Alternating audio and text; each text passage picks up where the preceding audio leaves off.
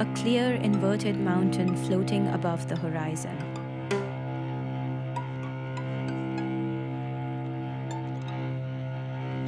For historians, the present had lost itself over time.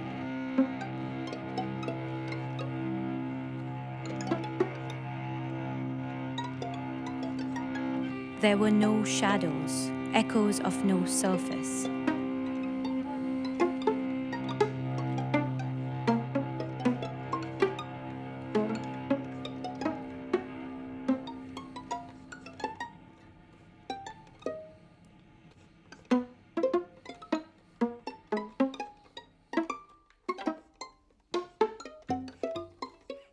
Nobody left to be beautiful.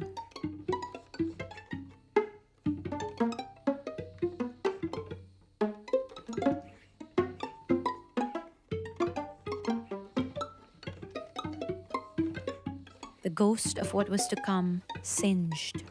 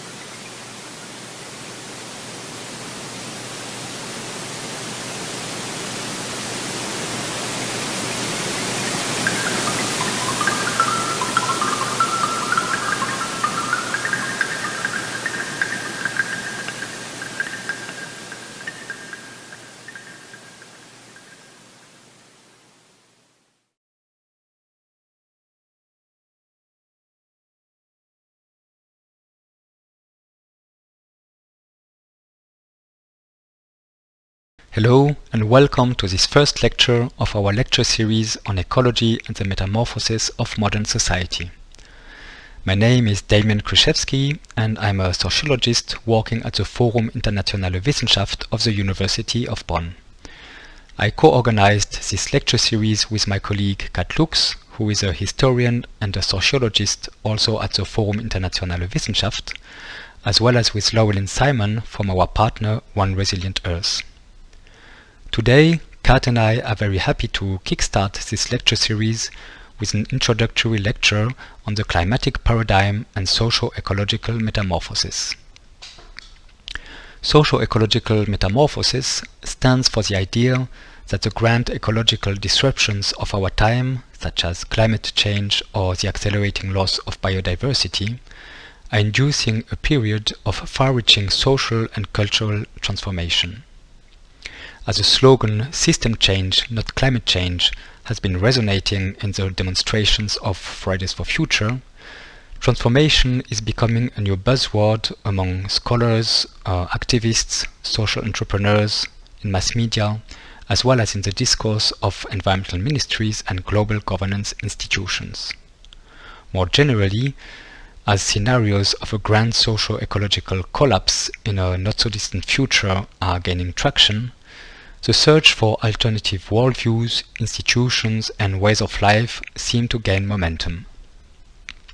As these phenomena are symptoms of a turning point, a metamorphosis, are we experiencing the dusk of modernity and the dawn of a new world, a world which we cannot yet characterize as it only starts to appear, but whose emergence is palpable and observable nonetheless?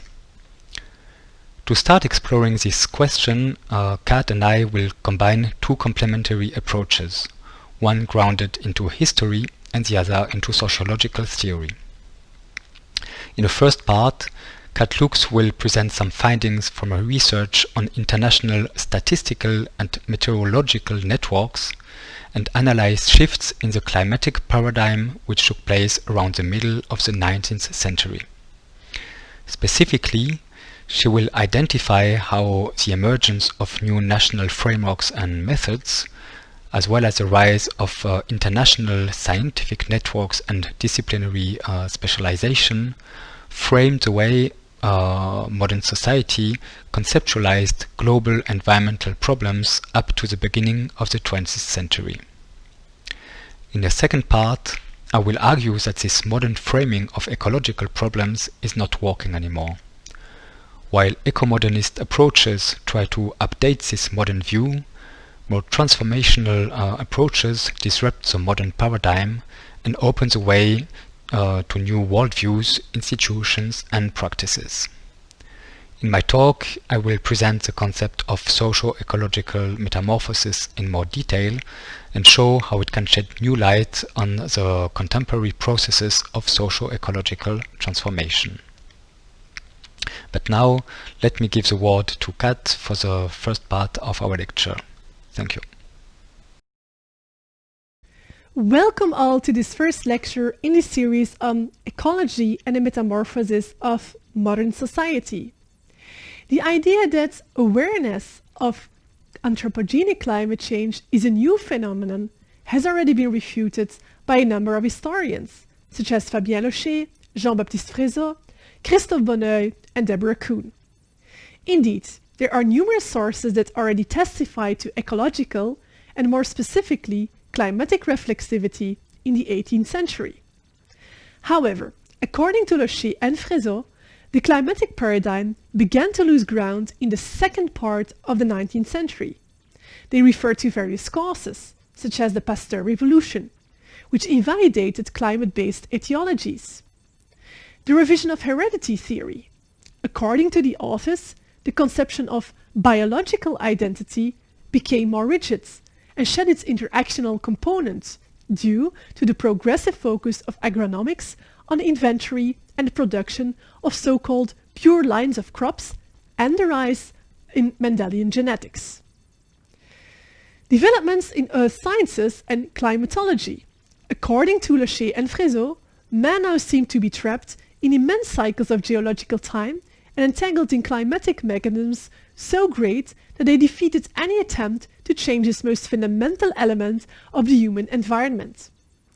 They consider Brauddel's notion of the almost timeless nature of climatic factors to be an example of this view. Lastly, they refer to the birth of sociology and the marginalist revolution in economy. The authors point out that the founding fathers of sociology, such as Emile Durkheim, tried to replace climate determinism with social mechanisms. They also note that marginalist theories in economics allowed economic issues to be dealt with separately from the conditions that determined the productivity of natural and social systems. In this presentation today, I would like to shed light on another aspect which radically changed the science system in the 19th century, but which has still underexposed in its relationship to the definition of global ecological problems, namely the increasing globalization through the emergence of international scientific networks, which also took place around the middle of the 19th century. In order to address the changes brought about by this new trend, I will start from the global systemic approach as put forward by the astronomer, mathematician and social statistician Adolphe Quetelet, who was an important driving force behind international networks for producing and collecting social, statistical, meteorological, geomagnetic and seismic data. However, as we shall see, he can also be considered as a transitional figure in the climatic paradigm. Afterwards, I will address the ways in which increasing internationalization in the earth and climate sciences have framed global ecological problems. Finally, I shall outline a number of developments that took place at the very end of the 19th century and which have been decisive in the further progress of environmental awareness. The following diagram shows how Quetelet's global systemic approach attempted to connect the physical and social sphere. According to Quetelet, the Earth itself and life on Earth was the research domain of both the natural sciences and social physics. While plants and animals belonged to the research domain of the natural sciences, the social man was the research object of the domain of social physics. The study of the soil was part of the domain of physics. The Earth, following Quetelet, is surrounded by two envelopes, representing the mobile and immobile atmosphere. The phenomena observed in the mobile atmosphere across our planet were considered to form the research object of the field of meteorology. According to Quetelet, the peculiarities of our soil, hence belonging to the domain of physics, and atmosphere, belonging to the domain of meteorology, could only be studied locally, within the borders of our provinces. Phenomena observed in the immobile atmosphere, so immediately above the mobile atmosphere, gave rise to the physics of the globe, which examined the phenomena that our globe exhibits in its contact with the atmosphere. And lastly, the movements and properties of the celestial bodies associated with astronomy can be observed well above this double envelope. According to Quetelet, the laws in astronomy apply to the entire universe. But, following him, the phenomena in the mobile atmosphere and on Earth manifested themselves locally and therefore also need to be studied on a local level. So within this scheme, Quetelet distinguished the influences of nature from those exerted by man, or to put it in Quetelet's words, it would be important to determine, in all the laws affecting the human species, what belongs to nature and what belongs to disturbing force of man. Interestingly, Quetelet's approach is reminiscent of the systemic ecological approaches of the second half of the 20th century, such as James Lovelock's Gaia theory at the end of the 1960s. According to Quetelet, natural forces, including climate, play a decisive role in a number of births, deaths, murders and suicides, as well as disturbing forces, and he borrowed the words from astronomy, resulting from human behavior, history and institutions. But also, he expected humans to be able to influence the climate by exploiting natural resources. Similar ideas were still echoed at the first International Statistical Congress, where it was stated that God has given man the capacity to use the phenomena of constant, variable or accidental causes for his own benefit. He has given him the capacity to extend, restrict or combine the very phenomena of constant causes. Thus, man can modify a climate, change the geological conditions of a land by plowing, by amendments, by afforestation, by opening new roads, by intelligent water distribution. As several authors have argued, a wave of globalization took place between 1840 and 1914. This was caused by factors such as mass migration and new technologies, such as the application of electricity to the telegraph, which facilitated the transfer of information over long distances, and progress in steamship and cable technology, which enabled telegraph companies to begin laying down submarine cables.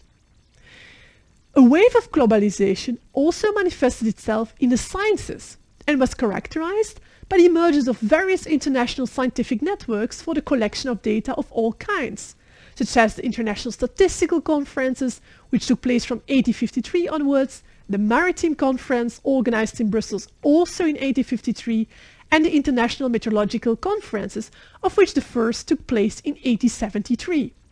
Adolphe Quetelet himself played an important role in the creation of these international networks, and he presided both the Maritime Conference and the first International Statistical Conference.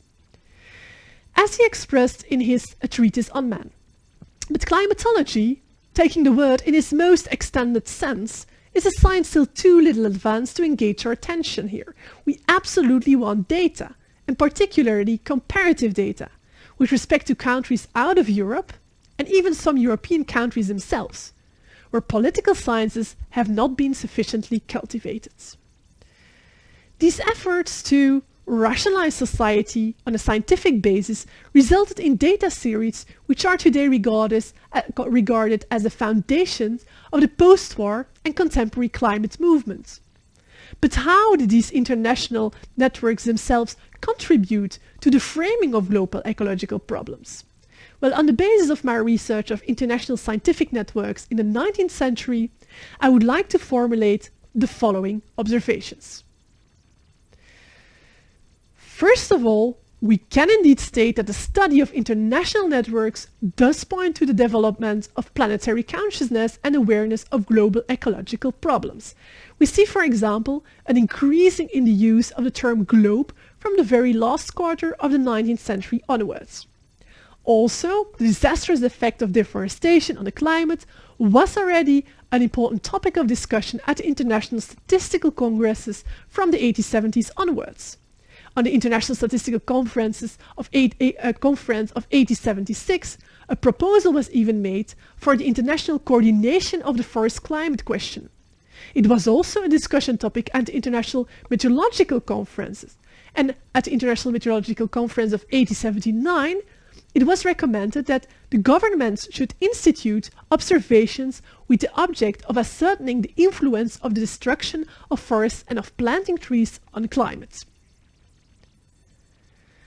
Secondly, I would like to point to the implications of the fact that, as Deborah Kuhn has argued in Climate in Motion, the scale of empire in the 19th century has been a driving force in the emergence of planetary consciousness.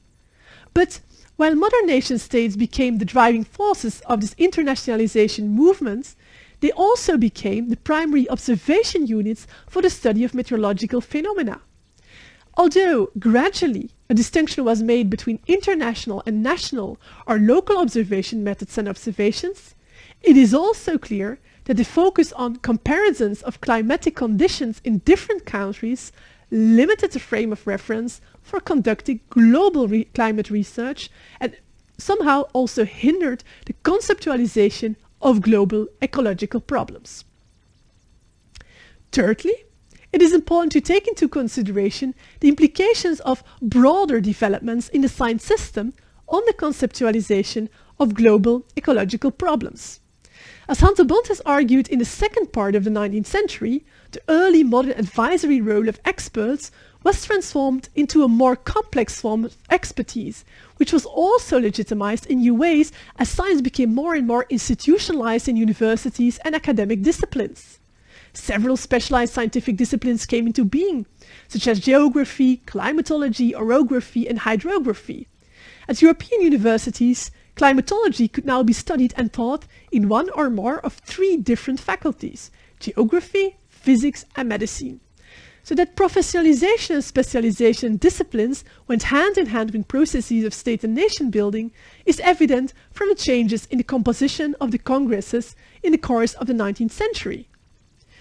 Whereas participants of the Maritime Conference in 1853 were mainly recruited from the Royal Navy, most participants in the First International Meteorological Conference in 1873 were recruited among presidents of the newly established Royal Observatories and Meteorological Institutes, societies and offices. These new institutions were to highlight the role of the new nation-states in a global science system. However, it should also be noted that this increasing specialization in the forms of subdomains also led to an increased emphasis on the study of the laws that prevailed within these different domains only. So I would like to draw attention to the fact that this resulted in increasing fragmentation and also the loss of the global and systemic character of the theoretical frameworks as put forward in the previous decades by scholars as Adolphe Quetelet. This fragmentation also led to the exclusion of certain research questions from discussions in the conferences, because they were not regarded as part of the domain of meteorology. For example, at the International Meteorological Conference of 1873, it was recommended that measurements of water in the soil and of the amount of water draining through the soil, as well as of the amount of carbonic acid in the air contained in the soil, etc., although in themselves important, yet, as not belonging to meteorology, should be excluded from the discussions. However, before we start criticizing ecological and climatic reflexivity in the 19th century, we should also take the following things into consideration. First of all, it should be noted that indications of ecological problems did not always meet the standards of scientific evidence at that time. As Deborah Kuhn has argued, many of the leading 19th century experts in climatology judged the data incomplete and equivocal. So the available series of consistent instrumental measurements covered at most a few decades. So as a result, there was simply no clear evidence at that time that deforestation had a climatic effect that was irreversible or global. As Deborah Kuhn points out, this meant that scientists had to make a somewhat difficult choice: advocate for tighter forest protection on the basis of shaky evidence, or allow rural populations a chance at economic development, an opportunity to even out the vast social inequality that was feudalism's legacy to East Central Europe. But also, as Paul Edwards has demonstrated in A Vast Machine, the infrastructure needed to create global data was only in the early stages of construction. So the global data of the 19th century were two-dimensional rather than three-dimensional, limited to the Earth's surface, and they were constructed by pen and paper interpolation and theorization from first principles, so not from satellite imagery and computer simulation. But also, the computer models needed for development of today's weather and climate observation systems, such as data models used to combine and adapt measurements from many different sources, simulation models of weather and climate, and reanalysis models, did not yet exist in the 19th century. As we will see next, at the very end of the 19th century, a number of developments took place which have been decisive in the further progress of environmental awareness. The improvement of telegram technology at the very end of the 19th century played an important role in the development of new visualization techniques, which enabled the visualization of global dynamics of meteorological phenomena. By the end of the century, telegraph communication connected the world's major cities, reducing the transmission time of information from weeks to hours. Governments played a crucial role in this because they considered the progress of international communication to be a strategic priority. These developments therefore benefited most those governments which used international communication networks to exert diplomatic influence and control over their colonial empire. In 1896, the International Meteorological Organization published the first International Cloud Atlas. In 1905, on the Conference of Directors of the International Meteorological Organization, the development of a telegraph-based worldwide weather station network was proposed, the Réseau Mondial. At the very end of the 19th century, global meteorological influences became also explicitly identified by scientists. So in 1896, the Swede Svante Arrhenius published his calculations of temperature changes on Earth due to variations in the amount of carbon dioxide. Arrhenius is therefore considered to be the discoverer of global warming. Then, the early 20th century saw the emergence of an international-oriented conservation movement. The 1902 Convention for the Protection of Birds Useful to Agriculture is considered to be the first multilateral international convention that focused on the protection of specific wildlife species. Subsequently, other international institutions for the protection of nature were set up, such as the Consultative Commission for International Nature Protection in 1913, and from the 1920s onwards, also several European natural history museums were founded. The post-war period witnessed the rise of gigantic expert-driven organizations, such as the International Union for the Conservation of Nature or the World Wildlife Fund, and the advent of monster conferences on conservation issues organized by the United Nations. In 1951, the World Meteorological Organization became a specialized agency in the United Nations in direct succession of the International Meteorological Organization.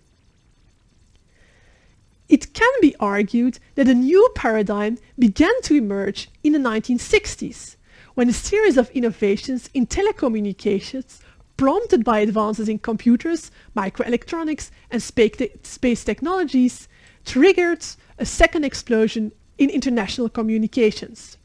Noteworthy in this regard is the invention of fiber optic cables and geostationary communication satellites, which gradually developed into global networks under the auspices of international organizations such as Intelsat and the International Telecommunications Union. TV satellites enabled the immediate and worldwide circulation of sound and images, and TV News began its planetary daily rounds via the news exchanges of the regional broadcasters associations.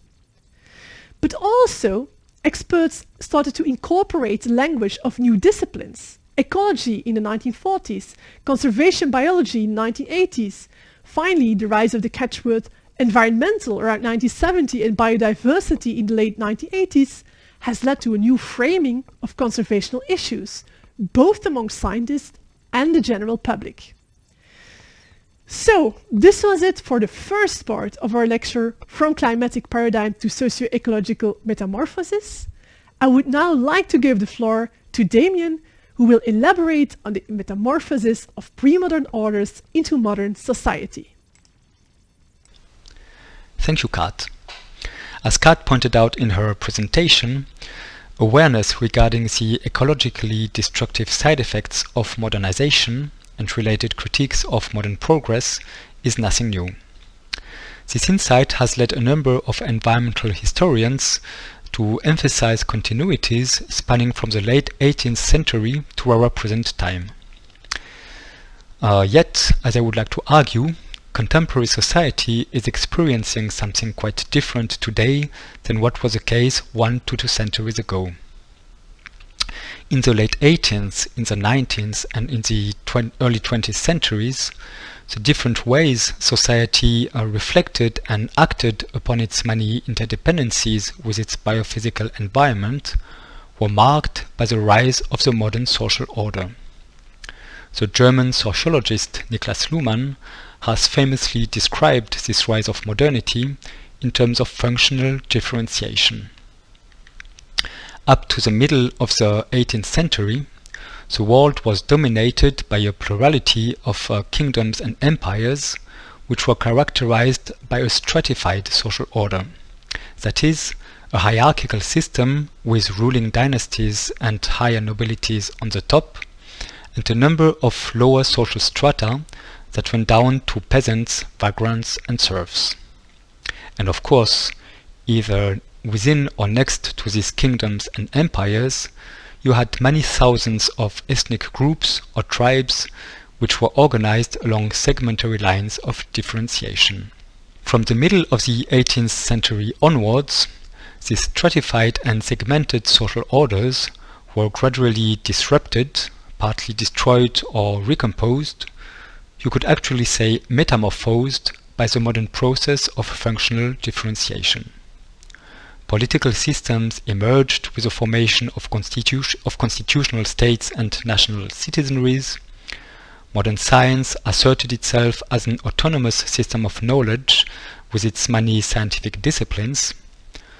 Private property and the monetization of economic transactions gave birth to the capitalist economic system. A self-referential system of positive law imposed itself upon natural and customary laws, and a number of other function systems emerged as well, such as education, healthcare, mass media, religion, art, and sport. With colonialism and what we usually call development, this modern order and its many function systems expanded throughout the 19th and 20th century to become a hegemonic world order. This historical metamorphosis of pre-modern orders into modern society had far-reaching effects in terms of environmental reflexivity. As Philippe Descola and others have described in detail, the rise of modernity gradually entrenched an ontological dualism between society and nature. On the one hand, society and its many politically organized human communities, whose ways of life and destiny were matters of social, including political forces, and on the other hand, to quote Descola, nature as an autonomous ontological domain, a field of inquiry and scientific experimentation, an object to be exploited and improved. Modernization also generated a number of new ecological problems, and it aggravated pre-existing ones. Industrial air and water pollution, the loss or depletion of fertile soils, deforestation and its many consequences for forest dwellers, for wildlife and for the climate, the appropriation of natural resources, including sometimes by violently dispossessing local communities, the irreversible destruction of pristine landscapes, and so on. These ecological side effects of modernization was a source of many debates and conflicts. But, overall, they were addressed or discarded with the self-confidence and the blind spots of classical modernity. With the right scientific knowledge, the right technical systems, the right environmental policies and regulations, and enough money to fund all this, modern society would be able to master, or at least to manage, the troubles arising from its many ecological side effects. As we know, this is especially true for those ecological problems which mattered for state power and political elites, for scientists and engineers, and for the economy, including in particular for dominant capitalist players. Many other ecological problems, such as those experienced by dispossessed communities, could be almost sidelined or ignored. This modern kind of environmental reflexivity is still present today. For instance, many environmental policies and scientific approaches to ecological problems still bear the mark of the environmental Kuznets curve. This curve assumes that countries must first destroy their environment to develop economically, and that thanks to this modernization, they will have the economic, the technological and the political means to clean up their environment and become greener afterwards.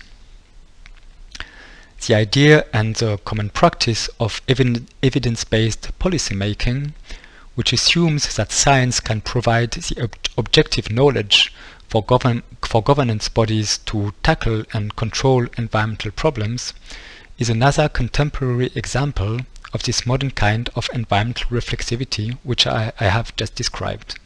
Still, I would like to argue that something fundamental has changed. In a nutshell, contemporary ecological problems are not just perceived as side effects of successful modernization. They increasingly appear as main effects that disrupt core cultural premises and institutional arrangements of the prevailing modern order. Moreover, environmental critiques of modernity are not anchored into a pre-modern world that is being destroyed, as this was mostly the case in the 19th and early 20th century. Critiques of modernity are increasingly anchored into future-oriented perspectives of ecological self-destruction. Let me elaborate. First, climate change, the loss of biodiversity, or increasing freshwater scarcity are not considered ecological parameters of modern progress anymore, nor are they more or less distant threats. Contemporary society increasingly perceives these planetary ecological disruptions to be systemic, ongoing and existential. there is much data to substantiate this point, including, for instance, the latest reports of IPCC and IPBES, the mushrooming of political declarations of climate emergency, the boom of climate insurance in the economy, the Pope's encyclical letter Laudato Si, and the rise of spiritual environmentalism, the salience of ecological themes in contemporary art, or the flow of alarming news in mass media about cyclones, droughts, floods, gigantic fires, etc. To paraphrase Bruno Latour, it is like if modern society was now feeling the ground slipping away from beneath its feet. Secondly, confidence in the ability of modern institutions to get ecological disruptions under control seems to drop. In his classical book on ecological communication, which was published in Germany in 1986, Niklas Luhmann had already theorized some of the structural constraints that hinder modern society to effectively tackle its ecological self-endangerment. For instance, function systems are only sensitive to ecological phenomena which matter for their own operations. Governments design environmental policies with an eye on public opinion and the next elections. The monetized economic system can only react to environmental problems which induce price variations. As for science, it looks at environmental problems in terms of theories, models, and data. Function systems are also structurally compelled to prioritize their own reproduction on the short term. This leads function systems and their human participants to overreact on selected ecological issues while underreacting or even overlooking others. Moreover, notwithstanding the mind-blowing complexity of modern politics, modern science, or the modern economy, the more these function systems develop complex internal structures to deal with interdependencies with their biophysical environment, the more these interdependencies themselves become complex and unmanageable. Because of these structural features, attempts of modern society to control its biophysical environment are bound to fail. A lot has been written on this account.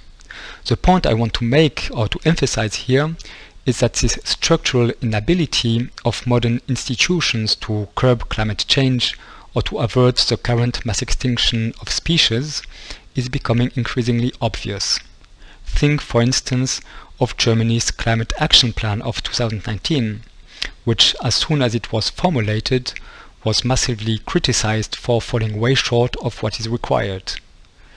And who really believes in the ability of the European Green New Deal to, I quote, transform the Union into a modern, resource-efficient and competitive economy where 1. There are no net emissions of greenhouse gases by 2050, 2. Economic growth is decoupled from resource use, and 3. No person and no place is left behind. Economic responses such as corporate social responsibility or green finance also come across as being primarily about keeping the capitalist economy running. And science itself gets increasingly under pressure. While science is recognized to be a precious resource to address ecological challenges, it also faces tremendous distrust. Think, for instance, of geoengineering or the use of gene editing to modify species in attempts to regulate or to restore ailing ecosystems. Concerns about having a scientific elite shaping our ways of life through technocratic modes of governance, or the opposite concern, that the alarm bells rung by scientists are too weak to override the short-term political interests of governments and the systemic addiction of capitalism to mass consumption and economic growth. The third change I would like to mention relates to the idea of the Anthropocene. You will most probably be familiar with its idea that we live in a geological age characterized by the planetary domination of human agency. Interestingly enough, the fact that I can assume you already know about the Anthropocene is revealing in terms of the cultural impact of this recent idea. Acknowledging the cultural success of the Anthropocene formula is not trivial, as the idea of the Anthropocene unsettles some core premises of modern environmental reflexivity. To start with, the Anthropocene directly undermines the dualist worldview opposing human society and nature. Inasmuch as biophysical or material reality is significantly shaped by human action, it cannot be considered an external nature anymore. Nature becomes a social product. This view disrupts the separation between natural sciences and social sciences and the underlying assumptions of causality. If nature is a social product, natural phenomena cannot be explained by natural laws anymore, and social phenomena cannot be considered the sole outcome of social, including political forces. The way society experiences and conceives of causality between biophysical and social phenomena also changes. Under classical modernity, humans, or at least those who were in positions of power, thought they could dominate and shape nature, and they acted accordingly. With the Anthropocene, natural phenomena such as climate change seem to strike back and to increasingly dominate and shape human life chances and our coordinates of action, with extensive inequalities in terms of vulnerability, of course, but with devastating consequences at a planetary scale. The idea of the Anthropocene also brings about a reconfiguration of our temporal coordinates. Classical modernity gave birth to a secular, anthropocentric and linear conception of history. Nations were to shape their destiny, to make history by investing in modernization and development. The social time of human history was decoupled from the very slow temporalities of geological forces and biological evolution. But if nature is a social product, natural time and social time fall together. Moreover, with climate change and the other large-scale ecological disruptions of the Anthropocene, it is not us who advance towards a better future anymore. It is a threatening future that seems to advance towards us at an accelerating pace. All this suggests that a new kind of environmental reflexivity is emerging, and that this new kind of environmental reflexivity is contradicting core principles of the prevailing modern order. Is society nonetheless stuck into the modern paradigm, or does this new kind of environmental reflexivity spur the formation of alternative worldviews, institutions and practices? In the second part of my talk, I would like to discuss this question by introducing the concept of socio-ecological metamorphosis. The formula of metamorphosis is borrowed from Ulrich Beck, who, in his last book, which was published in 2016, diagnosed an ongoing metamorphosis of the world. For Beck, metamorphosis is about transfiguration. I quote, "a major change into something different, which implies a complete transformation into a different type, a different reality, a different mode of being in the world, seeing the world and doing politics." Unlike revolutions, metamorphosis is not planned, nor does it unfold from a political center. Metamorphosis unfolds in various places on various scales. Metamorphosis involves many different actors, but while these actors have multiple intentions and interests, as such, metamorphosis has no aim, no telos. Metamorphosis is also not normative, and this is an important point. It does not operate along the lines of progress. Metamorphosis just occurs and it gradually transforms society, but nothing says that the new world will be better than the previous one.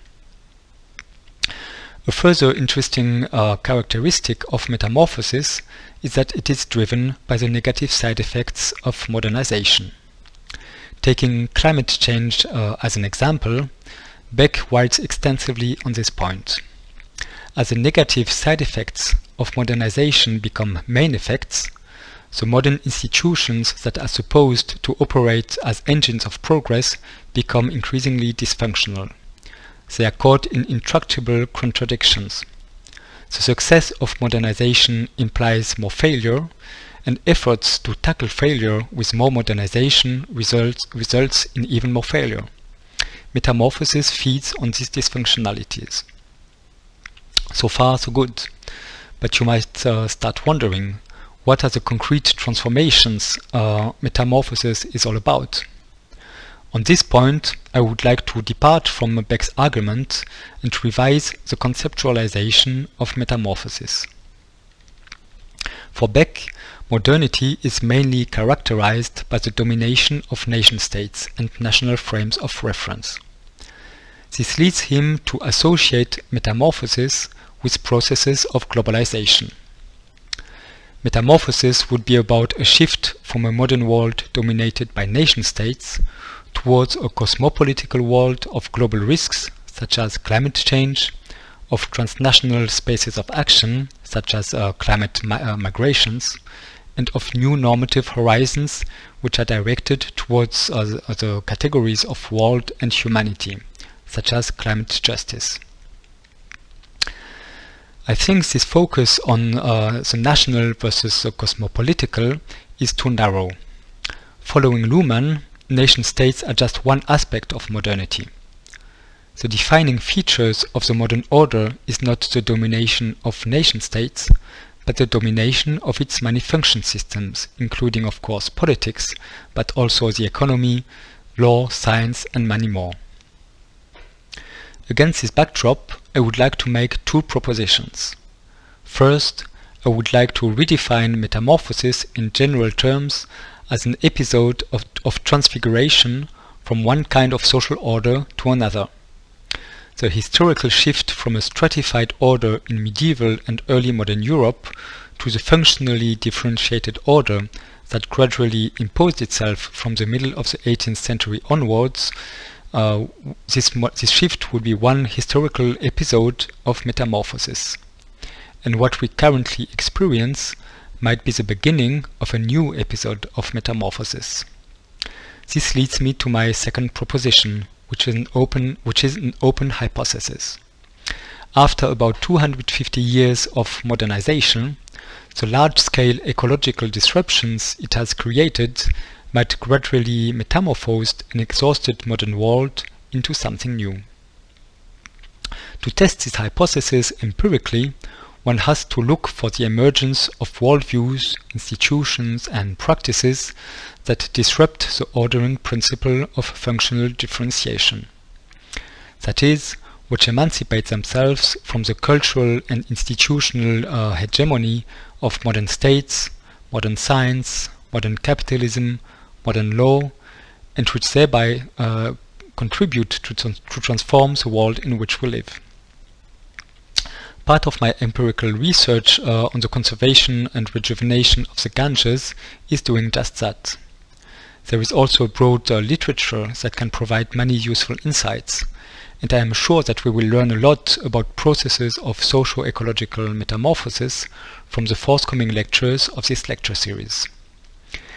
In the few minutes I have left, I would rather leave this empirical question aside and say a few words on the analytical added value of the concept of socio-ecological metamorphosis. What does this concept allow to capture that other approaches do not see or see differently? First, socio-ecological metamorphosis departs from catastrophist narratives and approaches to climate change. Catastrophist views are disillusioned modern views. They see the end of the world as the end of the modern world as the end of the world.